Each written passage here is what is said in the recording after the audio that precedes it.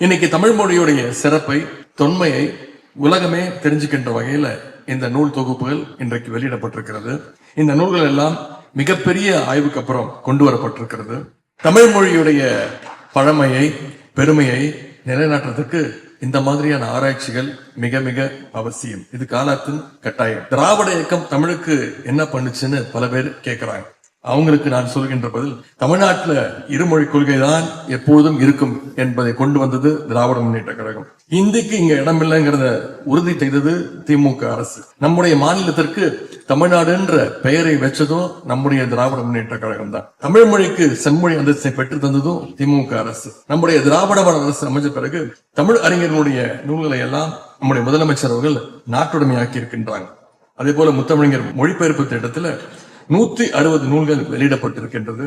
திசைதோறும் திராவிடம் திட்டத்தில் இதுவரை 74 நூல்கள் வெளியிடப்பட்டிருக்கிறது. தமிழ் எழுத்தாளர்களுக்கு கனவு இல்லம் திட்டத்தில் வீடுகளும் ஒதுக்கப்படுகின்றது. அதே போல் மாவட்டந்தோறும் புத்தக திருவிழாக்கள், சென்னையில பன்னாட்டு புத்தக திருவிழா, இப்படி தமிழ் மொழி வளர்ச்சிக்காக ஏராளமான பணிகளை நம்முடைய திராவிட மாடல் அரசு தொடர்ந்து செய்து வருகின்றது.